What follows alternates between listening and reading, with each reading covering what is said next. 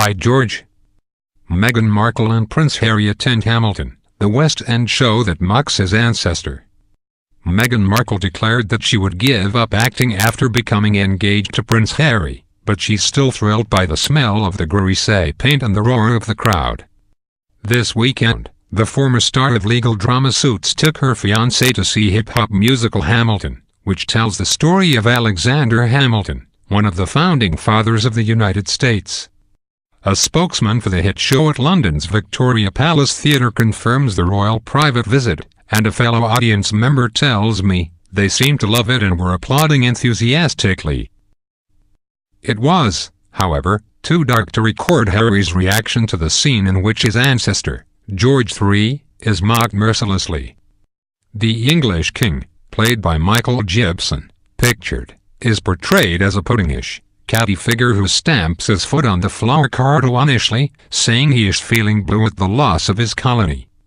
Although George III is remembered mainly for losing both the American colonies and his sanity, he is said to be the monarch that Harry's father, Prince Charles, respects most.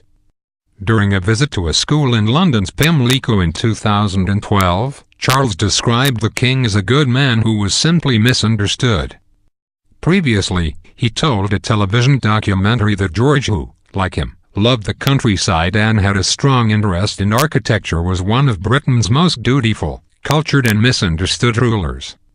George III led Britain through 60 years of enormous social upheaval, industrial revolution and terrible hardships inflicted by war with Napoleon, the prince said in 2004.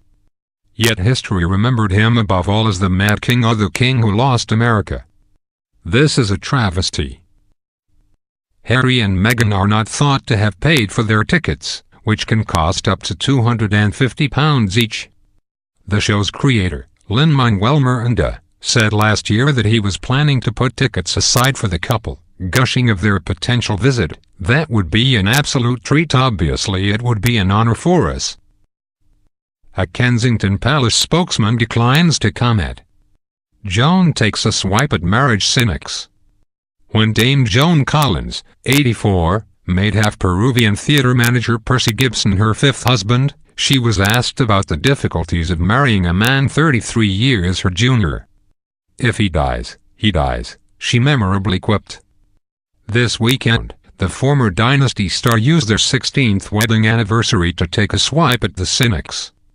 Sharing a snap from their 2002 reception at Claridge's in Mayfair, Dame Joan remarked, "And they said it wouldn't last." She added of Percy, who wore a kilt on the big day, "Happy 16th anniversary to the love of my life." Playing muscle-bound hunk King Menelaus in the BBC's new Sex and Sandals drama, Troy, Fall of a City, was a bore for 37-year-old Irish actor Jonas Armstrong. There's an idea of how a king should look, and Menelaus is to be able to handle himself in battle, so it was necessary opening bracket to build up the muscles closing bracket, he sighs. But by the end opening bracket of filming closing bracket I just wanted to smash up the gym.